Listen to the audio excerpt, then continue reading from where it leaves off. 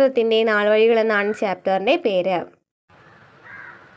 Okay, ഇവിടെ picture നൽകിയിട്ടുണ്ട് അല്ലേ. ഓരോ ജീവജാലങ്ങളും ചൂടിനെയും അതുപോലെ തന്നെ തണുപ്പിനൊക്കെ എങ്ങനെയാണ് മറികടക്കുന്നതെന്ന് അതിജീവിക്കുന്നതെന്ന് പറയുന്നുണ്ട് അല്ലേ.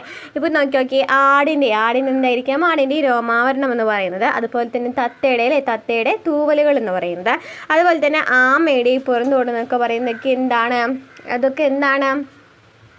കാലാവസ്ഥയിൽ നിന്നും ഒരു വസ്ത്രം പോലെ സംരക്ഷണം നൽകുന്നവയാണ്. അപ്പോൾ എന്തൊക്കെയാണ് പറഞ്ഞത്? ആടിൻ്റെ രോമാവരണം, തത്തയുടെ തൂവല്, ആമയുടെ പുറന്തോടൊക്കെ പ്രതികൂല കാലാവസ്ഥയിൽ ഒരു വസ്ത്രം പോലെ സംരക്ഷണം ഒരുക്കുന്നവയാണ്. ഇനി നമുക്ക് എങ്ങനെയാണ് വസ്ത്രം വരുന്നതെന്ന് പറയുന്ന ഒരു ചരിത്രം പറയുന്നുണ്ട്, നമുക്ക് നോക്കാം. വേട്ടയാടി ജീവിച്ചിരുന്ന കാലത്ത് സ്വന്തം ചുറ്റുപാടുകളിൽ നിന്ന് ലഭിച്ച വസ്തുക്കളായിരുന്നു മനുഷ്യർ വസ്ത്രമാക്കിയിട്ട് ഉപയോഗിച്ചിരുന്നത്. വേട്ടയാടിരുന്ന സമയത്ത് എങ്ങനെയാണ്? സ്വന്തം ചുറ്റുപാടുകളിൽ നിന്ന് ലഭിച്ച വസ്തുക്കൾ വെച്ചിട്ടായിരുന്നു മനുഷ്യർ വസ്ത്രമാക്കിയിട്ട് ഉപയോഗിച്ചിരുന്നത്. പുല്ല്, ഇലകൾ, മരത്തോല്, മൃഗങ്ങളുടെ തോല് എന്നിവ ഉപയോഗിച്ചൊക്കെ വസ്ത്രങ്ങൾ ഉണ്ടാക്കി. മൃഗങ്ങളുടെ കൊമ്പ്, പല്ല് എന്നിവയൊക്കെ ഉപയോഗിച്ച് എന്തുണ്ടാക്കി? വസ്ത്രനിർമ്മാണത്തിനുള്ള ഉപകരണങ്ങൾ, സൂചികൾ ഉണ്ടാക്കി. മിനുസപ്പെടുത്തിയ കല്ലുകളെ ആയുധങ്ങളാക്കി ഉപയോഗിച്ചിരുന്ന കാലഘട്ടത്തിൽ വസ്ത്രങ്ങൾ തുന്നുന്നതിന് സൂചി സഹായിച്ചു. അപ്പോൾ മിനുസപ്പെടുത്തിയ കല്ലുകളെ ആയുധങ്ങളാക്കിയിട്ട് നമ്മൾ കഴിഞ്ഞ ചാപ്റ്റേഴ്സിലൊക്കെ പറഞ്ഞിട്ടുണ്ടായിരുന്നു അല്ലേ. ചാപ്റ്ററുകളിൽ നമ്മൾ SCRT എടുക്കുമ്പോൾ പറഞ്ഞിട്ടുണ്ടായിരുന്നു എങ്ങനെയാണ് കല്ലുകൾ ഓരോന്നും കണ്ടുപിടിക്കുന്നതെന്ന് പറഞ്ഞിട്ടുണ്ടായിരുന്നു. അപ്പോൾ അതിൽ പറഞ്ഞിട്ടുണ്ടായിരുന്നു മിനുസപ്പെടുത്തിയ കല്ലുകളൊക്കെ ആയുധങ്ങളാക്കി തുടങ്ങിയ പ്രാചീന ശിലായുഗത്തിൽ നിന്നും നവീന ശിലായുഗത്തിലേക്ക് എത്തിയില്ലേ. അങ്ങനെ നവീന ശിലായുഗത്തിൽ ആയുധങ്ങൾ ഉപയോഗിച്ച് തുടങ്ങിയെന്നൊക്കെ നമ്മൾ പറഞ്ഞിട്ടുണ്ടായിരുന്നു. അങ്ങനെ മിനുസപ്പെടുത്തിയ കല്ലുകളെ ആയുധങ്ങളാക്കി ഉപയോഗിച്ചിരുന്ന സമയത്താണെങ്കിൽ കൽസൂചി ഉപയോഗിച്ചിട്ടായിരുന്നു വസ്ത്രങ്ങൾ തുന്നിയിരുന്നത്. മൃഗങ്ങളുടെ തോല്, രോമം എന്നിവ വൃത്തിയാക്കിയും മയപ്പെടുത്തിയും അവർ വസ്ത്രമാക്കിയിരുന്നു. അപ്പോൾ ആദ്യം തന്നെ ഇവരെങ്ങനെയാണ് എല്ലാം ഉപയോഗിച്ചല്ലേ, പുല്ലിലൊക്കെ ഉപയോഗിച്ചിട്ടായിരുന്നു വസ്ത്രങ്ങൾ ഉണ്ടാക്കിയിരുന്നത്. അതുപോലെ തന്നെ സൂചിയാക്കിയിട്ട് ഉപയോഗിച്ചിരുന്നത് എല്ലും പല്ലൊക്കെ ആയിരുന്നു. അതിനുശേഷം അവർ മിനുസപ്പെടുത്തിയ ആയുധങ്ങളൊക്കെ കണ്ടുപിടിച്ചതിന് ശേഷം കൽസൂചി ഉപയോഗിച്ചിരുന്നത് തുടങ്ങി അവർ വസ്ത്രങ്ങൾ തുന്നുന്നതായിട്ട് തുടങ്ങി. ഇനി നമുക്ക് നെയ്ത്ത് വിധിയിലേക്ക് എങ്ങനെയാണ് പോയിരുന്നതെന്ന് നമുക്ക് നോക്കാം. ചുറ്റുപാടുകളിൽ നിന്നും ശേഖരിച്ച നാരുകളാണ് ആദ്യമായിട്ട് വസ്ത്രനിർമ്മാണത്തിനായിട്ട് ഉപയോഗിച്ചിരുന്നത്. അപ്പോൾ നാരുകൾ കൂട്ടിച്ചേർത്ത് പിരിച്ച് നീളമുള്ള നൂലുകളാക്കി ഇത്തരത്തിലുള്ള നൂല് ഉപയോഗിച്ച് തുണിയാക്കുന്ന വിധിയാണെന്ന് പറയുന്നത് നെയ്ത്ത് എന്ന് പറയുന്നത് അല്ലേ. നൂലുകളെ, അതായത് നാരുകൾ കൂട്ടിച്ചേർത്ത് പിരിച്ചിട്ട് നീളമുള്ള നൂലുകളാക്കി മാറ്റും. എന്നിട്ട് ഈ നൂലുകൾ ഉപയോഗിച്ച് തുണി ഉണ്ടാക്കുന്ന വിധിയാണ് നെയ്ത്ത് എന്ന് പറയുന്നത്. അപ്പോൾ സിന്ധു നദീതടത്തിലെ വസ്ത്രം പറയുന്നുണ്ട് കേട്ടോ. ഇന്ത്യയുടെ വടക്ക് പടിഞ്ഞാറ് ഭാഗത്ത് നിലനിന്നിരുന്ന പ്രാചീന നദീതട സംസ്കാരമാണ് സിന്ധു നദീതട സംസ്കാരം. സിന്ധു ജനത പരുത്തിയും കമ്പിളി വസ്ത്രങ്ങളായിട്ട് നിർമ്മിച്ചിരുന്നതായിട്ട് ലഭ്യമായ തെളിവുകളുടെ അടിസ്ഥാനത്തിൽ അനുമാനിക്കാവുന്നതാണ്. അവിടെ നിന്ന് ലഭിച്ച കുപ്പായമണിഞ്ഞ പ്രതിമകൾ അവിടുത്തെ ജനതയുടെ വസ്ത്രധാരണ രീതിയെ പ്രതിഫലിപ്പിക്കുന്നു. പരുത്തി ഇവിടെ നിന്ന് മറ്റു ദേശങ്ങളിലേക്ക് കൊണ്ടുപോയിരുന്നതായിട്ട് കരുതുന്നു. അപ്പോൾ എന്താണ് പറയുന്നത്? ഇന്ത്യയുടെ വടക്ക് പടിഞ്ഞാറ് ഭാഗത്തിൽ അറിയാലേ പ്രാചീന നദീതട സംസ്കാരമായിരുന്നു സിന്ധു നദീതട സംസ്കാരം. അപ്പോൾ അവിടെയും വസ്ത്രങ്ങൾ ഉപയോഗിച്ചിരുന്നതിന് തെളിവുകൾ എന്ന് പറയുന്നത് ഈ കുപ്പായമണിഞ്ഞ ശില്പങ്ങളൊക്കെ ആയിരുന്നു അല്ലേ. കുപ്പായമണിഞ്ഞ പ്രതിമകളൊക്കെ കണ്ടപ്പോൾ മനസ്സിലായി അവരും ഉപയോഗിച്ചിരുന്നു എന്നുള്ളത്, വസ്ത്രങ്ങൾ ഉപയോഗിച്ചിരുന്നു എന്നുള്ളത്. അതുപോലെ തന്നെ പരുത്തി എന്ന് പറയുന്ന മറ്റു ദേശങ്ങളിലേക്ക് കൊണ്ടുപോയിരുന്നതായിട്ടും കാണപ്പെട്ടിട്ടുണ്ട്. കാലക്രമേണ തുണി നെയ്തെടുക്കുന്ന വിദ്യ കൂടുതൽ വികാസം പ്രാപിച്ചു. ആദ്യകാലത്ത് പരുത്തിയിൽ നിന്നും ചണത്തിൽ നിന്നും നിർമ്മിച്ച നൂല് ഉപയോഗിച്ച് കൈകൾ കൊണ്ട് മാത്രമാണ് തുണി നിർമ്മിച്ചിരുന്നത്. മൃഗങ്ങളുടെ തോലിനേക്കാൾ മെച്ചപ്പെട്ടതാണ് നൂല് കൊണ്ട് നെയ്തെടുത്ത തുണികൾ എന്ന തിരിച്ചറിവ് നെയ്ത്തു വസ്ത്രങ്ങളുടെ വ്യാപനത്തിനിടയാക്കി. മരം കൊണ്ട് നിർമ്മിച്ച തറികൾ ഉപയോഗിച്ച് തുണി നിർമ്മിക്കുന്ന രീതി പിന്നീട് വികാസം പ്രാപിച്ചു. മനുഷ്യരുടെ വസ്ത്ര ആവശ്യം വർദ്ധിച്ചത് നെയ്ത്ത് ഉപകരണങ്ങളുടെ കണ്ടുപിടുത്തത്തിന് വഴി തെളിയിച്ചു. ഇത് നെയ്ത്ത് വേഗത്തിലാക്കാൻ സഹായിച്ചു. നൂല് ഉപയോഗിച്ച് കൈത്തറിയിൽ നെയ്യുന്ന തുണികളെയാണ് കൈത്തറി തുണികൾ എന്ന് പറയുന്നത്. അപ്പോൾ ആദ്യം തന്നെ മൃഗങ്ങളുടെ തോലൊക്കെ വെച്ചിട്ടായിരുന്നു ഒരു വസ്ത്രമായിട്ട് ഉപയോഗിച്ചിരുന്നത്. അതിനുശേഷം ഈ നാരുകൾ കണ്ടെത്താണ് അങ്ങനെ നെയ്ത്ത് സ്റ്റാർട്ട് ചെയ്യുക അല്ലേ. അപ്പോൾ നെയ്ത്ത് ഉണ്ടാക്കിയ ഡ്രസ്സാണ് കുറച്ചും കൂടി മെച്ചപ്പെട്ടതെന്ന് അവർ മനസ്സിലാക്കി. അങ്ങനെ നെയ്ത്തുകൾക്ക് കുറച്ചും കൂടി പ്രചാരം ലഭിക്കുകയാണ്. അങ്ങനെ നൂല് ഉപയോഗിച്ചിട്ട് കൈത്തറിയിൽ നെയ്യുന്ന തുണികളെ നിന്ന് വിളിച്ചു കൈത്തറി തുണികൾ എന്നാണ് വിളിച്ചിരുന്നത്. ഇനി നമുക്ക് ഇമ്പോർട്ടൻ്റ് ആയിട്ടുള്ളൊരു ഭാഗമാണ് കേട്ടോ. ഇന്ന് നമ്മൾ പറയാൻ പോകുന്ന ഇമ്പോർട്ടൻ്റ് ആയിട്ടുള്ള ഭാഗമാണ്. കൈത്തറിയുടെ കണ്ടുപിടുത്തം വസ്ത്രനിർമ്മാണ രംഗത്ത് മുന്നേറ്റം ഉണ്ടാക്കി. നീലം ചെടിയിൽ നിന്നുണ്ടാക്കിയ ചായം കൊണ്ട് വസ്ത്രങ്ങൾക്ക് നിറം നൽകി. കാലക്രമേണ തുണി നെയ്യുന്ന വിദ്യ കൂടുതൽ വ്യാപാരത്തിലായി. അപ്പോൾ നിറം നൽകാൻ എന്ത് ലഭിച്ചു? നീലം ചെടിയിൽ നിന്ന് ലഭിച്ചു അല്ലേ, ചായം നമുക്ക് ലഭിച്ചിട്ടുണ്ടായിരുന്നു. അങ്ങനെ നെക്സ്റ്റ് പറയുന്ന ഒരു ഭാഗം ഇമ്പോർട്ടൻ്റ് ആണ്, പഠിച്ചത് എന്തായാലും വെക്കണം. പരുത്തി എന്ന് വെച്ചാൽ എന്താണ്? പരുത്തി എന്ന് പറയുന്നത് ലോകവ്യാപകമായിട്ട് വസ്ത്രങ്ങൾ ഉണ്ടാക്കാൻ ഉപയോഗിച്ച വസ്തുവാണ് പരുത്തി. പരുത്തിച്ചെടിയിൽ നിന്ന് ലഭിക്കുന്ന പഞ്ഞി നൂലാക്കിയിട്ടാണ് വസ്ത്രനിർമ്മാണത്തിന് ഉപയോഗിച്ചിരുന്നത്. പ്രാചീന കാലം മുതൽ ഇന്ത്യയിൽ പരുത്തി കൃഷി ചെയ്തിരുന്നു. അപ്പോൾ എന്താണ് പറയുന്നത്? പരുത്തി എന്ന് പറയുന്നത് പണ്ട് തന്നെ ഉപയോഗിച്ചിരുന്ന സംഭവമാണ്. പരുത്തി എന്ന് പറയുന്നത് അതിൽ നിന്ന് ഈ പരുത്തി ചെടിയിൽ നിന്നും പഞ്ഞി നൂലാക്കിയിട്ടാണ് വസ്ത്രനിർമ്മാണത്തിന് ഉപയോഗിച്ചിരുന്നത്. പ്രാചീന കാലം മുതൽ തന്നെ പരുത്തി കൃഷി ചെയ്തിരുന്നു. ഇനി ചണമാണ് കൂടുതലും ചോദിക്കുക അല്ലേ. ചണത്തണ്ടിയിൽ നിന്നൊക്കെ നമുക്ക് ചണം ലഭിച്ചിട്ടുണ്ട് അല്ലേ. ചണച്ചെടിയിൽ നിന്നാണ് ചണം ഉൽപ്പാദിപ്പിക്കുന്നത്. ഒരു പ്രകൃതിദത്ത നാരാണ് ചണം എന്ന് പറയുന്നത്. പ്രകൃതിദത്ത നാരെന്ന് ചോദിച്ചാൽ എന്താണ്? ചണമാണ്. ലോകത്തെ ചണം കൃഷിയുടെ ഭൂരിഭാഗവും ഇന്ത്യയിലെ ഫലഭൂയിഷ്ടമായ ഗംഗാതീരത്താണ്. വിദേശികൾ തുണി വ്യവസായത്തിനായിട്ട് ഇന്ത്യയിൽ ധാരാളമായിട്ട് ചണം കൊണ്ടുപോയിരുന്നു. ഇന്ത്യയിൽ നിന്നും ധാരാളം ചണം കൊണ്ടുപോയിരുന്നു എന്ന് പറയുന്നുണ്ട്. അത് നമുക്കറിയാലേ, തണ്ടുകളിൽ നിന്നും തണ്ട് പിഴിഞ്ഞ് വെള്ളത്തിലിട്ടിട്ടൊക്കെയാണ് അതിൽ നിന്ന് ലഭിച്ചിട്ടുണ്ടായിരുന്നത്, ചണം ലഭിച്ചിട്ടുണ്ടായിരുന്നത്. നെക്സ്റ്റ് എന്താണ്? നീലം ചെടി. നീലം ചെടി കളർ നൽകാനാണ് നമ്മൾ പറഞ്ഞു അല്ലേ. ആദ്യകാലങ്ങളിൽ വസ്ത്രങ്ങൾക്ക് നിറം കൊടുക്കുവാനായിട്ട് നീലം ചെടിയിൽ നിന്നുണ്ടാക്കുന്ന ചായം ഉപയോഗിച്ചിരുന്നു. പിന്നീട് നീലത്തിൽ വിവിധ കൂട്ടുകൾ ചേർത്ത് വ്യത്യസ്തങ്ങളായ നിറങ്ങൾ ഉണ്ടാക്കി. അപ്പോൾ ആദ്യം തന്നെ നീലം ചെടിയിൽ നിന്ന് എന്ത് ലഭിച്ചു? ചായം ലഭിച്ചു അല്ലേ. അതിനുശേഷമാണ് വ്യത്യസ്തങ്ങളായിട്ടുള്ള നിറങ്ങൾ ഉണ്ടാക്കിയിരുന്നത്. നമ്മുടെ നാട്ടിലും നിരവധി കൈത്തറി കേന്ദ്രങ്ങളുണ്ട്. കണ്ണൂർ, തിരുവനന്തപുരം ജില്ലയിലെ ബാലരാമപുരം, തൃശ്ശൂർ ജില്ലയിലെ കുത്താമ്പുള്ളി എന്നിവയ്ക്ക് എന്താണ്? പ്രധാന കൈത്തറി കേന്ദ്രങ്ങളാണ്. തിരുവനന്തപുരം ജില്ലയിലെ ബാലരാമപുരം, തൃശ്ശൂർ ജില്ലയിലെ കുത്താമ്പുള്ളി എന്നിവയ്ക്ക് എന്താണ്? പ്രധാന കൈത്തറി കേന്ദ്രങ്ങളാണ്. കണ്ണൂരും എന്ത് കൈത്തറി കേന്ദ്രങ്ങളുണ്ട്. ഇനി നമുക്ക് ഓരോ യന്ത്രങ്ങളുടെയും കണ്ടുപിടുത്തത്തൊക്കെ കുറിച്ച് പറയുന്നുണ്ട്. സ്പിന്നിങ് ജെന്നി എന്ന് പറയുന്നത്, സ്പിന്നിങ് ജെന്നി ആരാണ് കണ്ടുപിടിച്ചത്? സ്പിന്നിങ് ജെന്നി ജെയിംസ് ഹാർഗ്രീവ്സ് ആണ് സ്പിന്നിങ് ജെന്നി കണ്ടുപിടിച്ചത്. ജെയിംസ് ഹാർഗ്രീവ്സ് ആണ് കേട്ടോ, അത് ഇമ്പോർട്ടൻ്റ് ആണ് കേട്ടോ. ജെയിംസ് ഹാർഗ്രീവ്സ് ആണ് സ്പിന്നിങ് ജെന്നി കണ്ടെത്തിയത്. ഇത് നമുക്ക് ഒന്നില്ലെങ്കിൽ ചെരുമുടി ചെറുക്കാനൊക്കെ പറഞ്ഞിട്ട് കഴിഞ്ഞ ക്വസ്റ്റ്യൻ പേപ്പറിൽ കണ്ടിട്ടുണ്ടായിരുന്നു. അപ്പോൾ ജെയിംസ് ഹാർഗ്രീവ്സ് ആണ് എന്ത് കണ്ടുപിടിച്ചത്? സ്പിന്നിങ് ജെന്നി കണ്ടുപിടിച്ചത്. കൈകൊണ്ടുള്ള നൂലുൽപാദനം അക്കാലത്ത് വസ്ത്ര വ്യവസായ ആവശ്യത്തിന് തികയുമായിരുന്നില്ല. സ്പിന്നിങ് ജെന്നിയുടെ കണ്ടുപിടുത്തം ഉൽപാദനം വേഗത്തിലാക്കി. അപ്പോൾ ഇവിടെ പഠിക്കാനുള്ളത് എന്താണ്? സ്പിന്നിങ് ജെന്നി കണ്ടുപിടിച്ചത് ജെയിംസ് ഹാർഗ്രീവ്സ് ആണ്. സ്പിന്നിങ് ജെന്നി കണ്ടുപിടിച്ചത് ജെയിംസ് ഹാർഗ്രീവ്സ് ആണ്. ഓക്കെ. ജനസംഖ്യയിലെ വർധനവ് വസ്ത്രത്തിന്റെ ആവശ്യകത വർദ്ധിച്ചു. പുതിയ യന്ത്രങ്ങൾ നെയ്ത്തുവിദ്യയുടെ ഭാഗമായി. അവ മനുഷ്യ പ്രയത്നം കുറച്ചു. കൈത്തറിയുടെ സ്ഥാനത്ത് യന്ത്രത്തറി വന്നു. അങ്ങനെ എന്താണ് യന്ത്രത്തറി എന്ന് പറയുന്നത്? ആരാണ് കണ്ടുപിടിച്ചത്? എഡ്മണ്ട് കാർട്ട്റൈറ്റ്. എഡ്മണ്ട് കാർട്ട്റൈറ്റ് ആണ് യന്ത്രത്തറി കണ്ടുപിടിച്ചത്. യന്ത്രത്തറി കണ്ടുപിടിച്ചത് പവർലൂം കണ്ടുപിടിച്ചത് എഡ്മണ്ട് കാർട്ട്റൈറ്റ് ആണ് യന്ത്രത്തറി കണ്ടുപിടിച്ചത്. വൈദ്യുതിയുടെയും മറ്റേതെങ്കിലും ഊർജ്ജ സ്രോതസ്സിനെയും സഹായത്താലാണ് യന്ത്രത്തറി പ്രവർത്തിക്കുന്നത്. കൈത്തറിയേക്കാൾ വളരെ വേഗത്തിൽ കൂടുതൽ തുണി ഉൽപ്പാദിപ്പിക്കുവാനായിട്ട് യന്ത്രത്തറിക്ക് കഴിയും. അപ്പോൾ യന്ത്രത്തറി എന്ന് പറയുന്നത് കൈത്തറി എന്ന് വെച്ചാൽ കൈകൊണ്ട് ഉണ്ടാക്കുന്നതായിരുന്നു. യന്ത്രത്തറി എന്ന് വെച്ചാൽ എന്താണ്? യന്ത്രം കൊണ്ട് ഉണ്ടാക്കുന്നതാണ്. അപ്പോൾ അത് കുറച്ചുകൂടി സ്പീഡാക്കി മാറ്റുന്നു, മനസ്സിലായി. അപ്പോൾ യന്ത്രത്തറി കണ്ടുപിടിച്ചതാരാണ്? എഡ്മണ്ട് കാർട്ട്റൈറ്റ് ആണ് യന്ത്രത്തറി കണ്ടുപിടിച്ചത്. യന്ത്രവൽക്കരണത്തിന് ഫലമായിട്ട് കൂടുതലായി ഉൽപ്പാദിപ്പിച്ച തുണികൾ വിറ്റഴിക്കാൻ കമ്പോളങ്ങൾ തേടി യൂറോപ്യൻ ലോകത്തിന്റെ വിവിധ ഭാഗങ്ങളിലേക്ക് സഞ്ചരിച്ചു. കൂട്ടത്തിൽ അവർ ഇന്ത്യയിലും എത്തി. തുണി വ്യവസായത്തിന് ആവശ്യമായ അസംസ്കൃത വസ്തുക്കൾ ഇന്ത്യയിൽ നിന്നും അവർ യൂറോപ്പിലേക്ക് കൊണ്ടുപോയി. യന്ത്രങ്ങളുടെ സഹായത്തോടെ അവിടെ ഉൽപ്പാദിപ്പിച്ച തുണികൾ ഇന്ത്യയിലേക്ക് വിറ്റഴിച്ചു. അപ്പോൾ യൂറോപ്യർ എന്ന് പറയുന്നത് ഭൂമിയിലെ 7 വൻകരകളിൽ ഒന്നാണ് യൂറോപ്പ് അല്ലേ. യൂറോപ്പ് എന്ന് വെച്ചാൽ എന്താണ്? ഭൂമിയിലെ 7 വൻകരകളിൽ ഒന്നാണ് യൂറോപ്പ്. ഈ വൻകരയിലുള്ള ജനതയാണ് യൂറോപ്യർ എന്ന് വിളിക്കുന്നത്.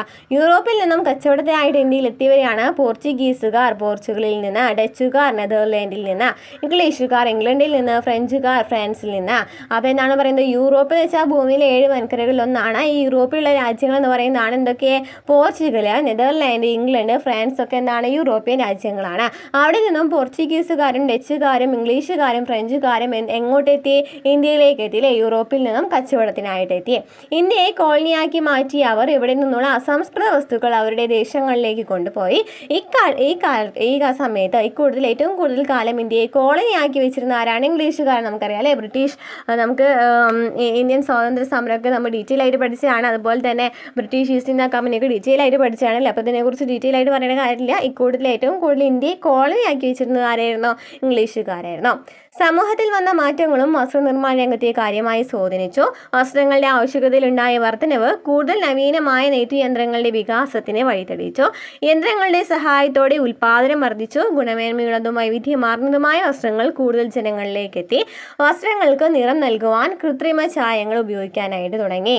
കൃത്രിമ ചായങ്ങൾ അങ്ങനെ ഉപയോഗിച്ചു തുടങ്ങി എന്നും പറയുന്നുണ്ട്. നമ്മൾ ഇന്ന് ഉപയോഗിക്കുന്ന ഭൂരിഭാഗം വസ്ത്രങ്ങളിലും കാണുന്ന വർണ്ണവൈവിധ്യം എങ്ങനെയാണ് ചായങ്ങൾ ചേർത്ത് ഉണ്ടാക്കിയവയായിരിക്കാം. അപ്പോൾ യന്ത്രങ്ങളുടെ ഉപയോഗം വസ്ത്രനിർമ്മാണത്തിൽ എന്തൊക്കെ മാറ്റങ്ങളാണ് വരുത്തിയിട്ടുണ്ടായിരിക്കുക? യന്ത്രങ്ങളുടെ ഉപയോഗം എന്ന് പറയുന്നത് എന്തൊക്കെ മാറ്റങ്ങളാണ് വരുത്തിയിട്ടുണ്ടായിരിക്കാം എന്ന് പറയുന്നുണ്ട്. എന്തൊക്കെയായിരിക്കാം? വസ്ത്ര ഉൽപ്പാദനത്തിൽ വർധന അല്ലേ, വസ്ത്രം കൂടുതലായിട്ട് ഉണ്ടാക്കുന്നതിനായിട്ട് പറ്റി. അതുപോലെ തന്നെ മനുഷ്യരുടെ അധ്വാന ഭാരത്തിലെ കുറവ് യന്ത്രങ്ങൾ ഉപയോഗിച്ചതോടുകൂടി. അതുപോലെ തന്നെ വസ്ത്രങ്ങളിലെ വൈവിധ്യം, ഗുണമേന്മയുള്ള വസ്ത്രങ്ങളുടെ വ്യാപനം, പിന്നെന്താണ് ഉൽപ്പാദന ചെലവ് കുറയും, ഉൽപ്പാദനക്ഷമത വർദ്ധിക്കും. ഇതൊക്കെ വസ്ത്രനിർമ്മാണത്തിൽ വരുത്തിയ മാറ്റങ്ങളാണ്. ഇനി വസ്ത്രനിർമ്മാണത്തിന് ഉപയോഗിക്കുന്ന നാരുകൾ ഏതാണ്? ഇമ്പോർട്ടൻ്റ് ആണ്, പഠിച്ചു വെക്കണം കേട്ടോ. ഇനി പ്രകൃതിദത്ത നാരുകൾ എന്ന് വെച്ചാൽ എന്തൊക്കെയാണ്? ജന്തുക്കളിൽ നിന്നും സസ്യങ്ങളിൽ നിന്നും ലഭിക്കുന്നവയാണ് പ്രകൃതിദത്ത നാരുകൾ എന്ന് പറയുന്നത്.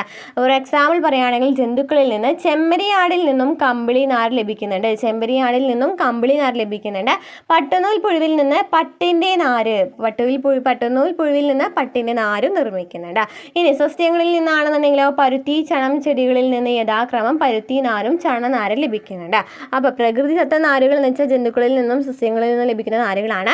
ജന്തുക്കളാണെന്നുണ്ടെങ്കിൽ ചെമ്മരിയാടിൽ നിന്ന് കമ്പിളി നാര് ലഭിക്കുന്നുണ്ട്. പട്ടുനൂൽ പുഴുവിൽ നിന്ന് പട്ടിൻ്റെ നാര് നിർമ്മിക്കുന്നുണ്ട്.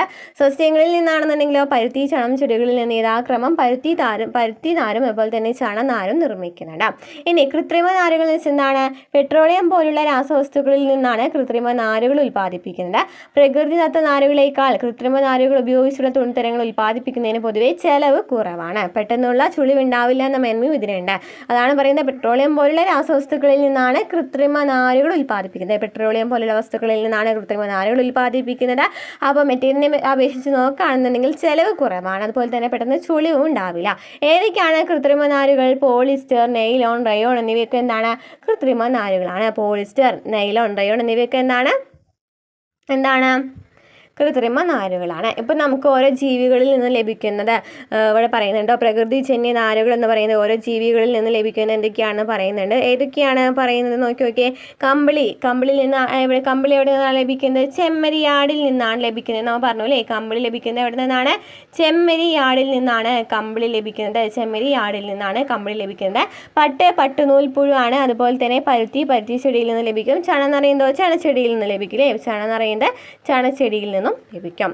വസ്ത്രങ്ങളിലെ വൈവിധ്യം, വ്യത്യസ്ത കാലാവസ്ഥയിൽ അതിനനുയോജ്യമായ വസ്ത്രങ്ങളെല്ലാം നമ്മൾ ധരിക്കുന്നത്. നമുക്ക് ഓരോ കാലാവസ്ഥയിലും വിൻ്ററിലാണെന്നുണ്ടെങ്കിൽ അതിനനുസരിച്ചുള്ള ഡ്രസ്സ് ധരിക്കില്ലേ. അപ്പോൾ അങ്ങനെ മഴക്കാലത്താണെന്നുണ്ടെങ്കിൽ റെയിൻകോട്ട് നമ്മൾ ധരിക്കാറുണ്ട്. അപ്പോൾ അങ്ങനെ ഓരോ വസ്ത്രങ്ങളും ഓരോ കാലാവസ്ഥ അനുസരിച്ചിട്ടാണ് നമ്മൾ ധരിക്കുന്നത് അല്ലേ. അങ്ങനെ കാലാവസ്ഥ, ആചാരം, അധികാര സ്ഥാനങ്ങൾ, തൊഴിൽ, പ്രാദേശിക വ്യത്യാസങ്ങൾ ഇവയെല്ലാം വസ്ത്രധാരണത്തെ സ്വാധീനിക്കുന്നുണ്ട്. വസ്ത്രം മാത്രമല്ല, വസ്ത്രത്തോടൊപ്പം ധരിക്കുന്ന ആഭരണങ്ങൾ, തൊപ്പികൾ, പാദരക്ഷകൾ എന്നിവയെല്ലാം ഈ വൈവിധ്യം കാണാനായിട്ട് കഴിയും. ഇന്ന് വസ്ത്രത്തിലും വസ്ത്രധാരണ രീതിയിലും വളരെയേറെ വൈവിധ്യങ്ങളും സമാനതകളും നമുക്ക് കാണാനായിട്ട് പറ്റും. അപ്പോൾ നമുക്കറിയാലേ, ഇന്ന് വസ്ത്രത്തിലും വസ്ത്രധാരണ രീതിയിലാണെന്നുണ്ടെങ്കിലും വളരെയേറെ വ്യത്യാസമാണ് വന്നിരിക്കുന്നത് അല്ലേ. കാലാവസ്ഥ, യാത്ര തിരഞ്ഞെടുക്കുന്നതിനുള്ള സൗകര്യമൊക്കെ പരിഗണിച്ച് അനുയോജ്യമായ വസ്ത്രം ധരിക്കുന്നവരാണ് നമ്മളിൽ അധികവും. അതുപോലെ തന്നെ എന്താണ്, കലാരംഗത്ത് പലതരത്തിലുള്ള വസ്ത്രവൈവിധ്യം കാണാനായിട്ട് പറ്റുന്നത് അല്ലേ. ഓരോ കലാരൂപങ്ങൾക്കും ഓരോ വസ്ത്രവൈവിധ്യങ്ങൾ നമുക്ക് കാണാനായിട്ട് സാധിക്കുന്നുണ്ടെന്ന്. ഇനി വസ്ത്രധാരണത്തിൽ വിവേചനങ്ങൾ ഉണ്ടായിരുന്നോ എന്ന് പറയുന്നുണ്ട്. നമുക്ക് നോക്കാം. തെക്കൻ കേരളത്തിലെ താഴ്ന്ന ജാതിക്കാർ എന്ന് പറയപ്പെട്ടിരുന്ന വിഭാഗങ്ങളിലെ സ്ത്രീകൾക്ക് മേൽവസ്ത്രം ധരിക്കുന്നതിനുള്ള അവകാശം അനുവദിച്ചുകൊണ്ട് 1859 അന്നത്തെ തിരുവിതാംകൂർ രാജാവായ ഉത്രം തിരുനാൾ മാർത്താണ്ഡവർമ്മ പുറപ്പെടുവിച്ച വിളംബരം നൽകിയിട്ടുണ്ട്. അപ്പോൾ എന്താണ് പറയുന്നത്? 1859 നമുക്കറിയാം ചാനാർ ലഹള നടന്നൊരു സമയമായിരുന്നു. മേൽമുണ്ട് ധരിക്കുന്നതിനുള്ള അവകാശത്തിന് വേണ്ടി ചാനാർ ലഹള എന്ന് പറയുന്ന ഒരു സമരം ഉണ്ടായിരുന്നു അല്ലേ. അപ്പോൾ അന്ന് ജാതി വ്യവസ്ഥയിലും സ്വന്തം ഇഷ്ടപ്പെട്ട ഡ്രസ്സുകളൊന്നും ധരിക്കുന്നതിനുള്ള അവകാശം ഉണ്ടായിരുന്നില്ല. അപ്പോൾ തിരുവിതാംകൂറിനെ കുറിച്ച് പറയുന്നുണ്ട്. തെക്കൻ കേരളത്തിലെ ഭൂരിഭാഗം പ്രദേശങ്ങളും മധ്യ കേരളത്തിലെ ചെറിയൊരു ഭാഗവും ഇന്ന് തമിഴ്നാടിൻ്റെ ഭാഗമായ കന്യാകുമാരി ജില്ലയും ഉൾപ്പെട്ട നാട്ടുരാജ്യമായിരുന്നു തിരുവിതാംകൂർ. അപ്പോൾ തിരുവിതാംകൂർ എന്ന് പറയുന്നത് എന്താണ്? തെക്കൻ കേരളത്തിൻ്റെ ഭൂരിഭാഗം പ്രദേശം, മധ്യ കേരളത്തിലെ ചെറിയൊരു ഭാഗം, ഇന്ന് തമിഴ്നാടിൻ്റെ ഭാഗമായ കന്യാകുമാരി ജില്ലയൊക്കെ തിരുവിതാംകൂറിൽ ഉൾപ്പെട്ടതാണ്. 18ാം നൂറ്റാണ്ടിൻ്റെ പകുതിയോടെ അനിഴം തിരുനാൾ മാർത്താണ്ഡവർമ്മയുടെ കാലത്താണ് തിരുവിതാംകൂർ നാട്ടുരാജ്യം വിസ്തൃതി പ്രാപിച്ചത്. 18-ാം നൂറ്റാണ്ടിന്റെ പകുതിയോടെ അനിഴം തിരുനാൾ മാർത്താണ്ഡവർമ്മയുടെ കാലത്താണ് തിരുവിതാംകൂർ നാട്ടുരാജ്യം വിസ്തൃതി പ്രാപിച്ചത്. 1956 കേരള സംസ്ഥാന രൂപീകരണത്തോടെ ഈ നാട്ടുരാജ്യം കേരള സംസ്ഥാനത്തിന്റെ ഭാഗമായിട്ട് മാറി. ഓക്കെ, ഇനി എന്താണ് മേൽമുണ്ട് സമരം എന്ന് പറയുന്നുണ്ട്. 19-ാം നൂറ്റാണ്ടിന്റെ തുടക്കത്തിൽ തെക്കൻ തിരുവിതാംകൂറിൽ സ്ത്രീകൾ മാറുമറയ്ക്കുന്നതിന് വേണ്ടി നടത്തിയ സമരമാണ് അല്ലെ മേൽമുണ്ട് സമരം എന്ന് പറയുന്നത്. അക്കാലത്ത് ഉയർന്ന ജാതിയിൽപ്പെട്ടവരെന്ന് പറയപ്പെട്ട സ്ത്രീകൾക്ക് മാത്രമേ മേൽവസ്ത്രം ധരിക്കുവാനുള്ള അവകാശം ഉണ്ടായിരുന്നുള്ളൂ. താഴ്ന്ന ജാതിക്കാരായി കരുതപ്പെട്ടിരുന്ന വിഭാഗങ്ങളിലെ സ്ത്രീകൾക്ക് മേൽജാതിക്കാരുടെ മുന്നിൽ മാറുമറയ്ക്കാനുള്ള അവകാശം ഉണ്ടായിരുന്നില്ല. ഇതിനെതിരെ 19-ാം നൂറ്റാണ്ടിന്റെ ആദ്യഘട്ടത്തിൽ ഈ അവകാശം നേടിയെടുക്കുന്നതിനായി നടത്തിയ സമരമാണ് മേൽമുണ്ട് സമരം എന്ന് പറയുന്നത്. സവർണർക്ക് മാത്രമല്ലേ, അവർണർക്കൊന്നും എന്തുണ്ടായിരുന്നില്ല, മേൽമറയ്ക്കുന്നതിനോ അതുപോലെ തന്നെ മാറുമറയ്ക്കുന്നതിനുള്ള അവകാശം ഒന്നും ഉണ്ടായിരുന്നില്ല. അങ്ങനെ 1859 ഒരു സമരം നടന്നിട്ടുണ്ടായിരുന്നില്ല. അപ്പോൾ അതാണ് മേൽമുണ്ട് സമരം എന്ന് പറയുന്നത്. ഇനി വസ്ത്രം ഒരു സമരായുധമായിട്ടും ഉപയോഗിച്ചിട്ടുണ്ടെന്ന് പറയുന്നുണ്ട് അല്ലേ. ഗാന്ധിജി വസ്ത്രങ്ങളെ ഒരു സമരായുധമായിട്ട് ഉപയോഗിച്ചിട്ടുണ്ടായിരുന്നല്ലോ. ഏത് സത്യാഗ്രഹത്തിലായിരുന്നു നമുക്ക് നോക്കാം. പലതരം ചൂഷണങ്ങൾക്കെതിരെ ഒരു സമരായുധമായ വസ്ത്രം കഴിഞ്ഞ കാലഘട്ടങ്ങളിൽ ഉപയോഗിച്ചിട്ടുണ്ട്. ഇതിലേറ്റവും പ്രധാനപ്പെട്ട ഒന്നായിരുന്നു ഇന്ത്യൻ സ്വാതന്ത്ര്യ സമരത്തിൽ മഹാത്മാഗാന്ധിയുടെ നേതൃത്വത്തിൽ നടന്ന പോരാട്ടങ്ങൾ. ഗാന്ധിയും ഗാന്ധിജി എന്തൊക്കെയാണ് ഉപയോഗിച്ചത്? ഖാദിയും ചർക്കയും നൂൽനൂൽപ്പും വിദേശ വസ്ത്ര ബഹിഷ്കരണമൊക്കെ ഗാന്ധിജി സ്വാതന്ത്ര്യ സമരത്തിന്റെ ഭാഗമാക്കിയിട്ടുണ്ടായിരുന്നു അല്ലേ. ഖാദി ഉപയോഗിക്കാനും ചർക്കൊക്കെ ഉപയോഗിക്കാനായിട്ട് പ്രോത്സാഹിപ്പിച്ചു. അതുപോലെ തന്നെ ഏതാണ് പറഞ്ഞത്, വിദേശ വസ്ത്രങ്ങളൊക്കെ ബഹിഷ്കരിക്കുന്നതിന് വേണ്ടിയിട്ടും അദ്ദേഹം ശ്രമിച്ചിട്ടുണ്ടായിരുന്നു. ചർക്കയിൽ നൂറ്റുണ്ടാക്കിയ ഖാദി വസ്ത്രങ്ങളാണ് ഗാന്ധിജി പ്രോത്സാഹിപ്പിച്ചത്. ഖാദി വസ്ത്രങ്ങൾ ധരിക്കുവാൻ അദ്ദേഹം ജനങ്ങളോട് ആഹ്വാനം ചെയ്തു. ഇത്തരത്തിൽ സ്വദേശി വസ്ത്രങ്ങൾ നിർമ്മിച്ച് ഉപയോഗിച്ചുകൊണ്ട് വിദേശ വസ്ത്രങ്ങൾ ബഹിഷ്കരിക്കുവാനാണ് ഗാന്ധിജി ആവശ്യപ്പെട്ടത്. അപ്പോൾ വസ്ത്രത്തെയും വസ്ത്രധാരണത്തെയും സമരായുധമാക്കിക്കൊണ്ട് അദ്ദേഹം സ്വാതന്ത്ര്യ സമരം ഒരു ബഹുജന പ്രക്ഷോഭമാക്കി മാറ്റി. ഇന്ത്യൻ സ്വാതന്ത്ര്യ സമരത്തിൽ സ്വദേശി പ്രസ്ഥാനത്തിന് പ്രത്യേകമായിട്ട് എന്തായി മാറി? ചർക്ക മാറി.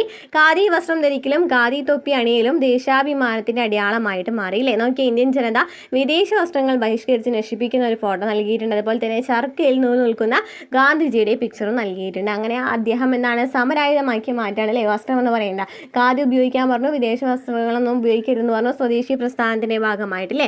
അപ്പം എന്താണ് സ്വദേശി പ്രസ്ഥാനം എന്ന് വെച്ചാൽ ഇന്ത്യൻ സ്വാതന്ത്ര്യ സമരത്തിന്റെ ഭാഗമായിട്ട് 1905 ഓഗസ്റ്റ് 7-നാണ് സ്വദേശി പ്രസ്ഥാനം ആരംഭിച്ചത്. അപ്പോൾ സ്വദേശി പ്രസ്ഥാനം ആരംഭിച്ചത് ഇമ്പോർട്ടൻ്റ് ആണ്. 1905 ഓഗസ്റ്റ് 7-നാണ് സ്വദേശി പ്രസ്ഥാനം ആരംഭിച്ചത്. ബ്രിട്ടീഷ് നിർമ്മിത വസ്തുക്കൾ ഉപേക്ഷിക്കുകയും ഇന്ത്യൻ നിർമ്മിത വസ്തുക്കളുടെ ഉൽപ്പാദനവും ഉപയോഗവും പ്രോത്സാഹിപ്പിക്കുക ചെയ്യുകയായിരുന്നു ഇതിന്റെ ലക്ഷ്യമെന്ന് പറയുന്നത്. സ്വദേശി പ്രസ്ഥാനം ആരംഭിച്ച ഓഗസ്റ്റ് 7-ആണ് ദേശീയ കൈത്തറി ദിനമായിട്ട് 2015 മുതൽ ആചരിച്ചു വരുന്നത്. അപ്പോൾ ഓഗസ്റ്റ് 7-ന്റെ പ്രത്യേകത എന്താണ് ചോദിക്കാറുണ്ട് അല്ലേ. ദേശീയ കൈത്തറി ദിനമാണ് ഓഗസ്റ്റ് 7. കാരണം എന്താണ്? 1905 ഓഗസ്റ്റ് 7-നാണ് സ്വദേശി പ്രസ്ഥാനം ആരംഭിക്കുന്നത്. അന്നാണ് ഇതിന്റെ ലക്ഷ്യം എന്തായിരുന്നു? സ്വദേശി നിർമ്മിത വസ്തുക്കൾ ഉപയോഗിക്കുക അല്ലേ. ബ്രിട്ടീഷ് നിർമ്മിത വസ്തുക്കളൊക്കെ ഉപേക്ഷിച്ചിട്ട് സ്വദേശി നിർമ്മിത വസ്തുക്കൾ ഉപയോഗിക്കുക. അത് കാരണം തന്നെ ഓഗസ്റ്റ് 7-ന് കൈത്തറി ദിനമായിട്ട് ആചരിക്കുന്നുണ്ട്. ഇനി എന്താണ് ഖാദി പ്രസ്ഥാനം എന്ന് പറയുന്നത്? 1918-ൽ ഗാന്ധിജിയുടെ നേതൃത്വത്തിൽ ഇന്ത്യയിൽ ആരംഭിച്ച പ്രസ്ഥാനമാണ് ഖാദി പ്രസ്ഥാനം. ഇന്ത്യൻ സ്വാതന്ത്ര്യ സമര ചരിത്രത്തിൽ ഖാദിക്ക് സവിശേഷമായ സ്ഥാനമുണ്ട്. ഖാദി പ്രസ്ഥാനം ശക്തമായതോടെ ഇന്ത്യൻ ഗ്രാമങ്ങളിൽ നിന്നും ചർക്കയുടെ ശബ്ദമുയർന്നു. ഖാദി വസ്ത്രത്തിന്റെ പ്രചാരം ഇന്ത്യയിലെമ്പാടും വ്യാപകമായി. അപ്പോൾ 1918-ലാണ് അദ്ദേഹം ഖാദി പ്രസ്ഥാനം ആരംഭിക്കുന്നത്. ഇനി നമുക്കറിയാം വസ്ത്രധാരണ രംഗത്ത് പുത്തൻ പ്രവണതകളൊക്കെ കാണുന്നുണ്ട്. വസ്ത്രധാരണ രീതിയിൽ മാത്രമല്ല രൂപകൽപ്പനയിലും ശൈലിയിലൊക്കെ ഉപയോഗത്തിലും ദിനപ്രതി മാറ്റങ്ങൾ വന്നുകൊണ്ടിരിക്കുകയാണ്. ഇപ്പം നമുക്കറിയാം പരസ്യങ്ങൾ, സിനിമകൾ, സാമൂഹ്യ മാധ്യമങ്ങളിലൊക്കെ പലതരം ഓരോ വസ്ത്രങ്ങൾ എന്താണ് കൃത്യമായിട്ട് സ്വാധീനിക്കുന്നുണ്ട് അല്ലേ. അതുപോലെ തന്നെ ഇപ്പോൾ സിനിമ കണ്ടിട്ട് അതുപോലെ തന്നെ വസ്ത്രം വേണമെന്ന് പറയില്ല, അതാണ് ഉദ്ദേശിക്കുന്നത് കേട്ടോ. എന്താണ് പരസ്യങ്ങൾ, സിനിമകൾ, സാമൂഹ്യ മാധ്യമങ്ങൾ തുടങ്ങിയ വസ്ത്രങ്ങൾ തിരഞ്ഞെടുപ്പിനെ കാര്യമായിട്ട് സ്വാധീനിക്കുന്നുണ്ട്. അതുപോലെ തന്നെ ഫാഷൻ ഡിസൈനിങ്, എംബ്രോയിഡറി തുടങ്ങിയ മേഖലകളിലൊക്കെ ധാരാളം തൊഴിലവസരങ്ങൾ നൽകുന്നുണ്ട്. ഫാഷൻ ഡിസൈനിങ് ഒക്കെ നമുക്കറിയാം ഇന്ന് വളരെ നല്ലൊരിതായിട്ട് മാറുന്നൊരു മേഖലയാണ് ഫാഷൻ ഡിസൈനിങ് എന്ന് പറയുന്നത്. അപ്പോൾ നമുക്ക് വസ്ത്രനിർമ്മാണ രംഗത്തെ തൊഴിൽ മേഖല ഏതൊക്കെയാണ് നമുക്ക് നോക്കാം. നെയ്ത്ത്, നൂൽനൂൽപ്പ്, ചായം മുക്കൽ, ഡിസൈനിങ്, എംബ്രോയിഡറി, തുന്നൽ, വസ്ത്രാലങ്കാരമൊക്കെ എന്താണ് വസ്ത്രധാരണ രംഗത്തുള്ള തൊഴിൽ സാധ്യതകളാണ് അല്ലേ. ഏതൊക്കെയാണ്? നെയ്ത്ത്, വസ്ത്രാലങ്കാരം, തുന്നൽ, എംബ്രോയിഡറി, ഡിസൈനിങ്, ചായം മുക്കൽ, നൂൽനൂൽപ്പൊക്കെ അത് ആണ് അങ്ങനത്തെ മേഖലകളാണ്. ഇനി ലോകത്താകെ ടൺ കണക്കിന് വസ്ത്രങ്ങൾ വലിച്ചെറിയുന്നുണ്ടല്ലേ, ഇത് പരിസ്ഥിതിയെ തന്നെ പ്രതികൂലമായിട്ട് ബാധിക്കുന്നുണ്ട്. അതുപോലെ തന്നെ ഉപേക്ഷിക്കുന്ന വസ്ത്രങ്ങളൊക്കെ നമ്മുടെ നാട്ടിൽ വർദ്ധിച്ചു കൊണ്ടിരിക്കുകയാണ്. അപ്പോൾ നമുക്ക് ആദ്യം തന്നെ ശരീര സംരക്ഷണത്തിന് വേണ്ടിയായിരുന്നു പ്രധാനം കൊടുത്തിരുന്നത്. ഇപ്പം അങ്ങനെയൊന്നുമല്ല അല്ലേ. ഇപ്പോൾ സൗന്ദര്യത്തിനൊക്കെ വേണ്ടിയിട്ടും അതുപോലെ തന്നെ എന്താണ് ഭൂപ്രകൃതിയും കാലാവസ്ഥ നിർമ്മാണത്തിലും വസ്ത്രധാരണ രീതിയിലൊക്കെ സ്വാധീനം ചെലുത്തി മാറി വരുന്ന സൗന്ദര്യ സങ്കല്പവും സാംസ്കാരിക വൈവിധ്യങ്ങളൊക്കെ ഈ വസ്ത്രധാരണയെ സ്വാധീനിക്കുന്നുണ്ട്. അപ്പോൾ ഇത്രയൊക്കെയാണ് ഈ ചാപ്റ്റർ പറയുന്നത്. ഇതിൽ ഇമ്പോർട്ടൻ്റ് ആയിട്ടുള്ള കാര്യങ്ങൾ നമ്മൾ എല്ലായിടത്തും പറഞ്ഞിട്ടുണ്ട്. അപ്പോൾ നമുക്ക് അടുത്ത ക്ലാസ്സുമായിട്ട് വീണ്ടും കാണാം. നമ്മുടെ ക്ലാസ് ഇഷ്ടമാണെന്നുണ്ടെങ്കിൽ സബ്സ്ക്രൈബ് ചെയ്യുക, സപ്പോർട്ട് ചെയ്യുക കേട്ടോ. അപ്പോൾ നമുക്ക് അടുത്ത ക്ലാസ്സായിട്ട് വീണ്ടും കാണാം.